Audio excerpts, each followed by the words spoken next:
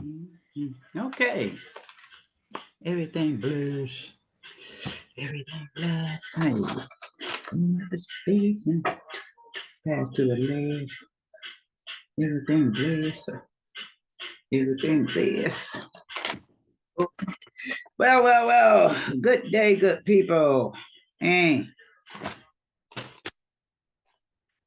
I'm not sure what I want to talk about today. I'm not sure why I signed in because there's some things on my mind. It comes up, and there's so many moving parts to life here. And I suppose that's why we search for partners. People have kids, babies, make people to help you, make helpers. And when you don't have helpers, life can become a bit overwhelming.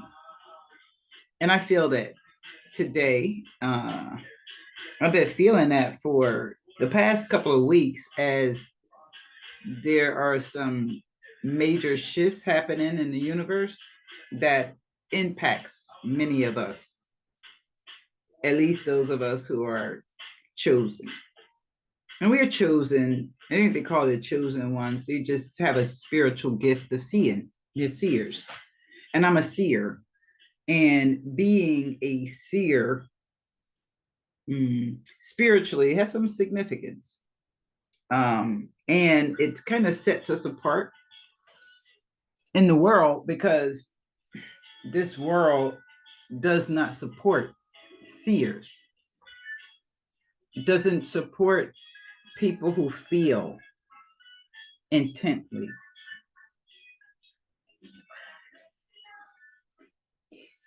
For those of us who are seers or spiritually gifted, chosen, highly spiritual, highly sensitive people,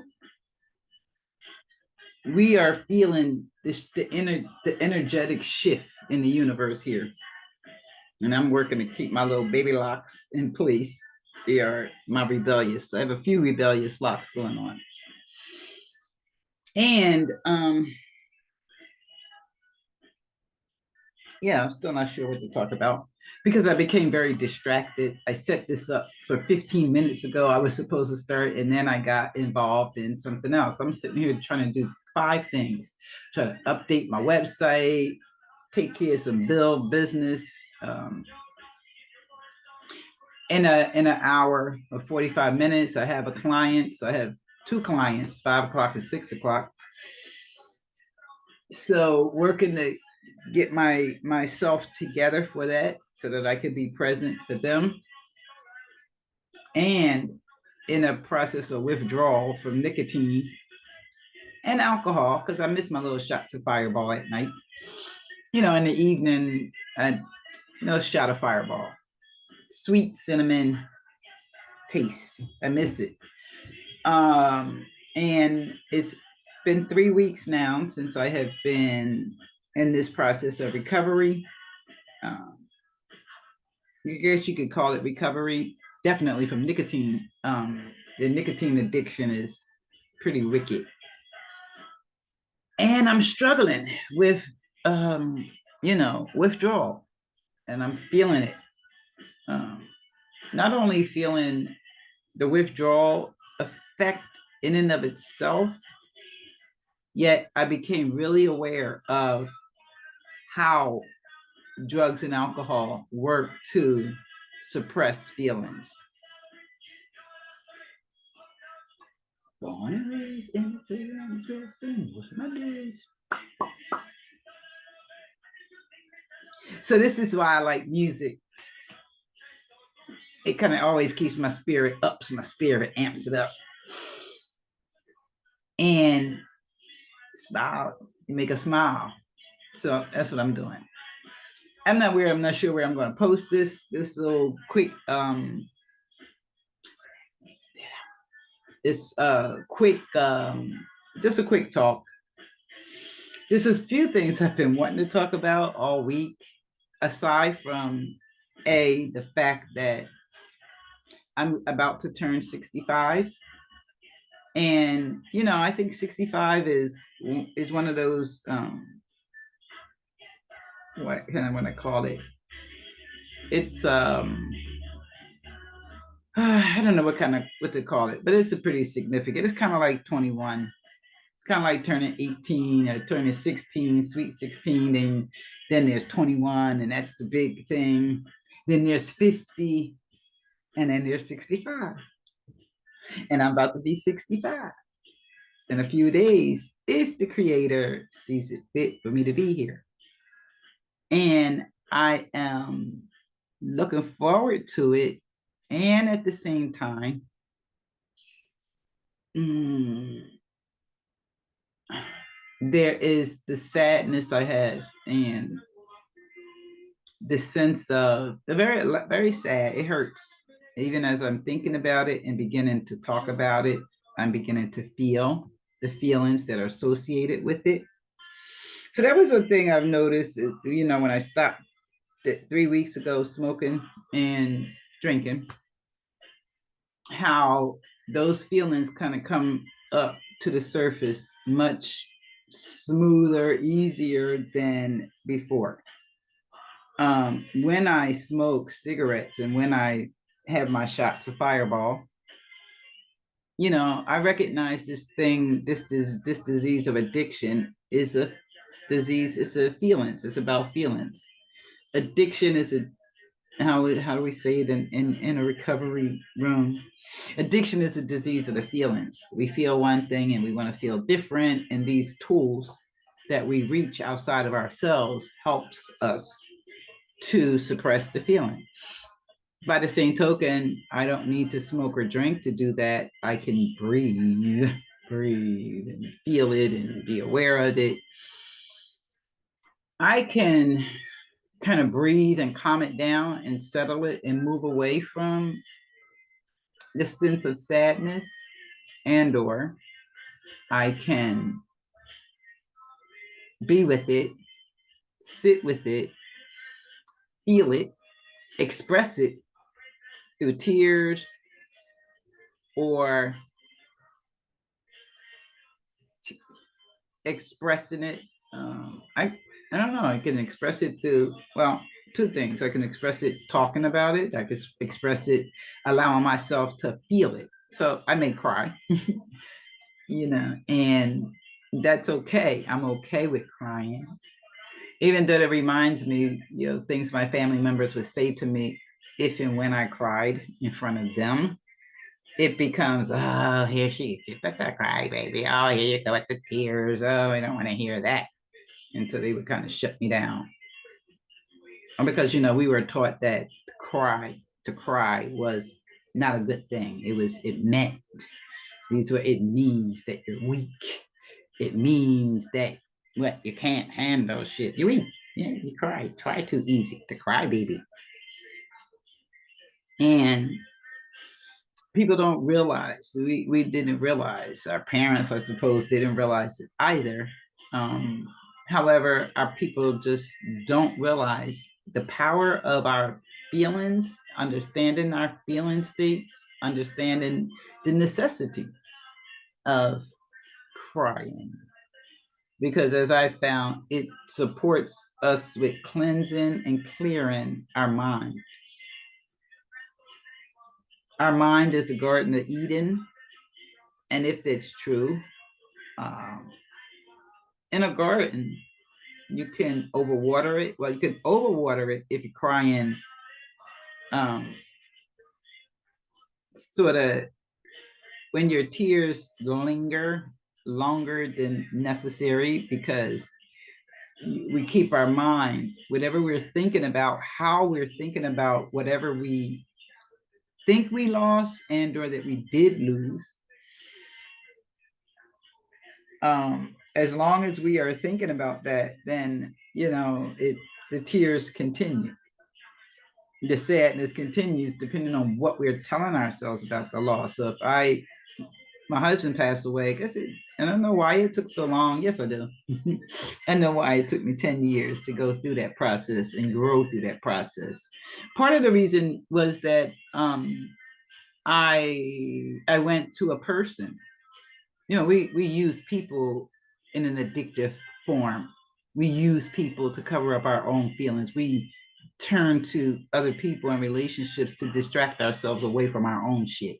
We don't want to think about our own shit, so we go and we focus on somebody else. That's what we do when watching television. Watching television and becoming so thoroughly engrossed in TV shows serves us because we don't have to think about our life, and we can just take ourselves and focus on whatever is going on the TV screen and become engrossed in their life story and our life story. We are able to push it to the side, and we don't have to see it, we don't have to think about it, and therefore we don't have to feel about it. And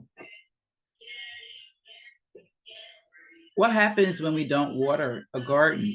At some point, our garden needs watering so that our spirit, the breath within, can move more freely. You have to loosen up the soil. You have to loosen up the soil so you can dig up some shit that needs to come out of the garden. And we want to make it loose enough so that the new messages that we put in are able to take root and grow, because the land is moist and ready to receive new information, creating new pathways to manage life shit. The stressors, the excitements, the joys, and the pains of life that we experience. So I noticed, in the first week of halting my addictions, I could feel, and I was very tearful for a couple of days, really feeling the tension of not giving in to the desire to get a couple of Lucy's, or buy a whole pack, or any of those things, right? Not doing that. Working to simply breathe and tell myself and remind myself that it's time to take care of the liver and the lungs, and the liver and the lungs need to be protected. Yeah, my liver and my lungs need to be protected. So I need to set the healthy boundaries to not take in things that will hurt my liver or my lungs. So I've been having that on my mind. It's helping. It's been 3 weeks, like I say. And as my birthday approaches, and without family members,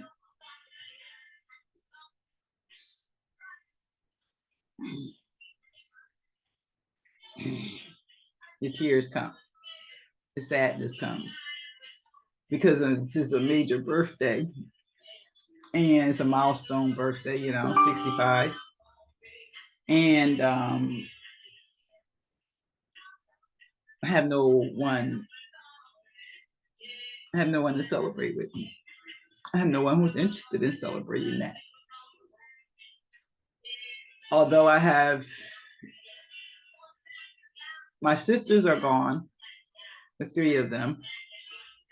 My cousin's sister, my other sister, my cousin, my sister, my cousin's sister, my sister, my cousin, she's both. And I am cut off. I have been kicked out of the family, you want to say? It is another term, however, but I've definitely been in isolation, kicked out of the family, disrespected and disregarded. And being 65 also puts me in the position, because my 2 sisters have passed, my 3 sisters have passed, 2 of them who were my elder, means that I am in now the role of, or not a role, or the position. I'm in the position of being the matriarch. in my family. And it's like they don't want me. And that hurts. It hurts. I think I have spent more of my life being connected to family. Well, I don't know. I can't really say most because I was probably in about, I would say my early 30s when I began to get isolated and kicked out of the family.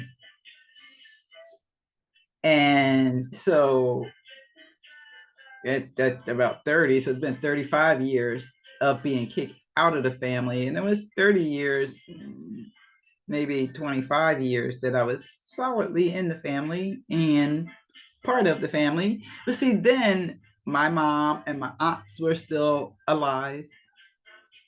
My husband was still alive in my life. I don't have children.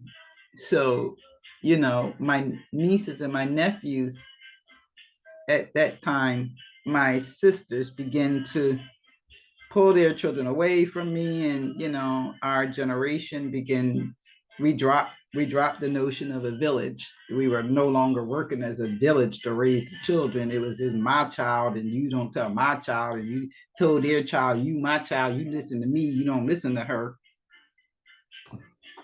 So their children don't listen to me. Their children want nothing to do with me, just like their mamas wanted nothing to do with me. And although my brother is alive and he has 6 children, his children don't want to have anything to do with me either, because he was just like my sisters. They all kind of isolated me out of the family. So I am feeling all of that shit now as my birthday approaches. Last year, I heard nothing from any family members. I heard nothing from any of them. However, even though I'm stuck in this group chat with them and I get to hear them celebrate each other, birthdays, whatever else, and babies born and all these kind of things, I get to hear or see it, and then I delete because I can't get myself out of the group. um, and that's just feels so cruel. It's mean. Like, take me out this goddamn. Go ahead and develop y'all the group. Yeah, don't you have to post in this group. Just go ahead and develop your damn group, because I believe they probably have another group anyway that I'm not part of yet. Whichever way it goes, I am dealing with and managing the pain that comes up for me, and um,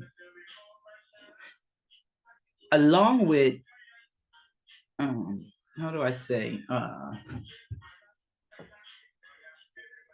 feeling myself. So I feel them. I miss that dynamic. It hurts knowing what happened in my family and how shit happened. I'm also free. It feels so freeing to be independent, be totally independent, and learning myself, to be able to reconnect with myself, the parts of me that have been suppressed for so long because of the dynamics in my family life. And even my husband, before he passed, before he made his transition, he was kind of disconnected because he was drinking alcoholically. And when somebody's alcoholic or active in their addiction, there's no emotional connection because they're hiding their emotions. They're suppressing themselves. They're suppressing their emotion. That's what the purpose of drugs and alcohol, food and gambling, whatever we do in a way that distracts us from our own shit. That's how the process of that's how it works. So while he was alive and we shared some stuff, he was alcoholic. So he could not engage with me in a healthy conversation about anything per se, because he was on a different path. He was active alcoholic, and I'm still working to not do those things. It was never my thing to do anyway. So I would not go out with him when he went to his friends because they drank, and I wasn't a drinker. I didn't go hang out with my family in different family events because I wasn't a drinker and they were. And that dichotomy, that split, you know, kind of set the stage for the dynamics in my family. Their thinking was, oh, she thinks she's better. No, I don't think I'm better. I just don't want to do that. I just think it's a problem. That's not me. And I don't want to do it. And I don't need to go and sit around you all while you're doing it because you can't respect me. You want me to respect you, sit around and joke and laugh and do whatever. However, if I open my mouth, everybody got, hey, that's not true. No, it's not. I got the, ooh, oh, good Lord. See, the freedom from that kind of shit is what I'm like, oh, hallelujah. You know, because I'm not, you know, I don't have to do that. I'm not doing that. And now their children, I don't know how they live their life. And I don't, I don't want to say that I don't care. Because it's like, I do care.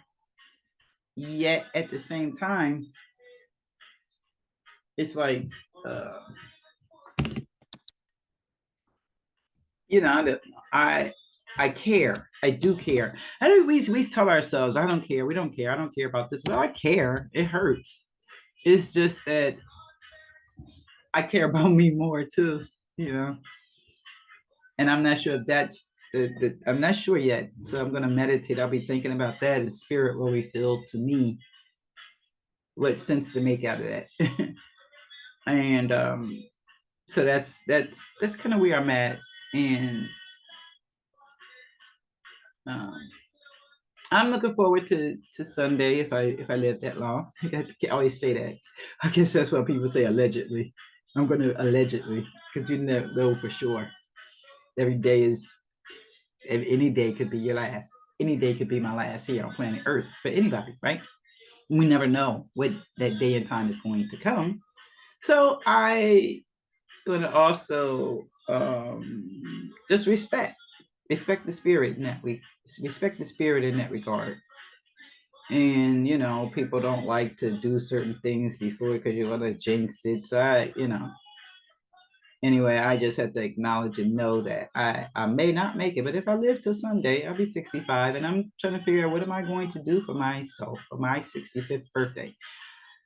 Don't have the resources financial to do what I would have liked to do, which is I would have loved to be over in Jamaica on Saturday for I forget what it's called, but it's a major Jamaican reggae day and reggae weekend um, that I will not be able to attend. So, uh, you know, I that may be my birthday present to myself sometime this year before 2025 is over. That I will get there, and I will get there for a reggae fest. You know, because that's what I want. It's either that or I've never been to Cancun, Barbados. And then the other thing is that the way 2025 is coming in, no telling what's going to happen if there's even going to be an option for me to get out the country and go somewhere. Um, so I'll see where 2025 takes me. Uh, I don't know. That's about all because it's triggering more sadness, and I want to pull that together before 5 o'clock, and that gives me about 20 minutes. So, yeah, I love, you know, I would just acknowledge for now, just for today, I feel the sadness. I feel the pain. It hurts. It hurts to see the changes in life over a course of 60 years. 60 years. I say 60 years because at about the age of 5 is when memories are clear. And for me, from the age of 5 back in 65, the message in the family was very different than what it is now. and the message about Black families are very different, was very different than it is now. Coming from a large family, you know, coming from a large family and being one of the group of children who were the elders in the family, because my mom was the eldest of her sisters. And they started having, babies, but my mom was the oldest. So we were the oldest set of cousins. And we got to babysit because we were the oldest and because my mom and family members drank. They drank. We celebrated Christmas. They drank. They partied. New Year's, 4th of July. We had cookouts, big family cookout at the park, whole big family, and they partied, and that's how we were raised. So to being at the age of 30, 40, 50 now, when they were all passing away, and how the family was falling apart, and how the family fell apart like many other Black families during the crack addiction, during the crack era. And the community got cracked up, our families got cracked up, and we're very separated.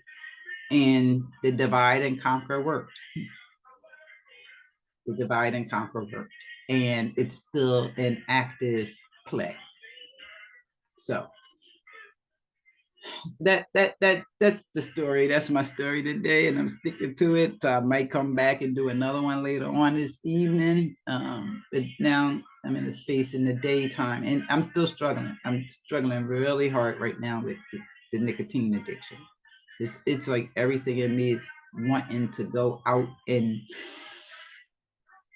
coming up with all these rationales why it's okay, and I have to breathe and catch those thoughts and communicate with those different parts of me that wants to go and do that, and comes up with some pretty convincing rationales to justify why it's okay to just relapse a little bit, go get a pack, maybe smoke one or two, and then give the pack away to my neighbor. I could, we could play with ourselves in that way, and then we do that, and a week later, like, oh shit, why I do that? And I'm back hooked or whatever. Yeah. So I'm working. I didn't go out yet, so I'm not going out now because it's gonna be dark soon, and I don't go out at night like that. At least unless I have to. And I don't have to because I don't have anybody in my life. No friends to go visit, no friends to go see about, no family to come over, no family that's going to come over here and visit me. So I don't go out. It's cold. I don't want to lose my parking space and all that little kind of shit, right? What we do. So that's what we do, and that's what I do. And what about you? Anybody else out there living a life like me? And or in any regard, working to recover from an addiction, working to halt nicotine addiction. I forget what the slogan was when they started with the unhooked, joining the unhooked generation. Anybody else working on that? Um, Anybody else struggling with family disconnect? Standing in your own space. My space, my square space, my zone. I'm staying here on my my ground in my center, and not being swayed to go in. I'm gonna say this and then I'm gonna get up off of here, because I did this. I did this about, it must have been about 3-4 years ago. And I said, I'm gonna do this little test. I'm gonna text a few of my family. I text a few family members. I texted the family members who are older. They are, and I'm older than them. However, we are all in the same generational space. And I sent a text to several of the family members who, again, are the voice of the family. And I sent them a text and I said something pretty much like, I just acknowledge I took on what they say to me and about me. And they say things like, and there's something wrong. I need to look at myself. It's something I don't do, and you do this. I'm like, oh, okay, so let me take that and run with it with them. See what I get. So I put out a text and I made this text and oh, I recognize I did this, I recognize it, and I just want to apologize for this and that. And I recognize this bullshit about me, the bullshit they say. I put that out there, and do you know within 30 minutes, I had a response from all of them. They could all unite around that. However, anything else I said in the past was always ignored. I was always ignored. And, I forget some of the things I would say in the past in terms of communicating. However, there was just a stark difference in terms of the response that I got. So as long as I'm putting myself down, then they're going to engage with me. However, when I stand up for myself and or speak from my own voice and not somebody else's voice, when I speak my voice and my position, I'm ignored. And when I again put on their shit and share that, then it's like, yes, good, you got it. All right, very good. And I'm like, Negroes are funny. And Negroes are hilarious, right? And I just left it there. Like, what is it? Yeah, oh, okay. And I still didn't hear from them afterwards, or no. However, it was interesting that they jumped right on that post and that little text, and they wanted to congratulate me for seeing myself. And it's like, they funny. I don't see they think I see myself. I see y'all. I see what y'all want from me. Y'all want me to stay in this role and of being self-deprecating. That's what it is, self-deprecation. And I learned that term first in college. And that was even on the undergraduate level. And I learned that because I was the president of Harleman during that year. I think I might have been class president, or I was on the student body. I had a role in the student body. I forget who was president, vice president, or something. And so there was an event, and I gave a speech. I had to give a speech, or I gave a speech. I went before people to talk. I don't forget what it was about, but I remember this part. I did do that, and afterwards, one of the professors said to me how that I was quote unquote self-deprecating. I didn't know what that really meant. How so I wouldn't look it up then. And it's like, oh, I have a tendency to put myself down. I didn't notice it. I didn't hear it when I'm speaking. However, whatever I was saying and the way I was saying it, it was coming across pretty clearly that I put myself down, that I was self-deprecating. And so as long as I was depreciating myself in conversation, then I was okay to be accepted in my family. However, when and if I spoke from my voice, how I saw myself, then that wasn't okay. So that's where I'm at. And, we're going to leave that right there, and I'm going to get myself together because tears are still there. I feel the pain. I feel it. It's at bay right now, right about here. However, I feel it all here in my heart chakra area. And I can feel it come up, and I can feel it, the energy beneath the surface. And it's a lot of sadness. I would cry.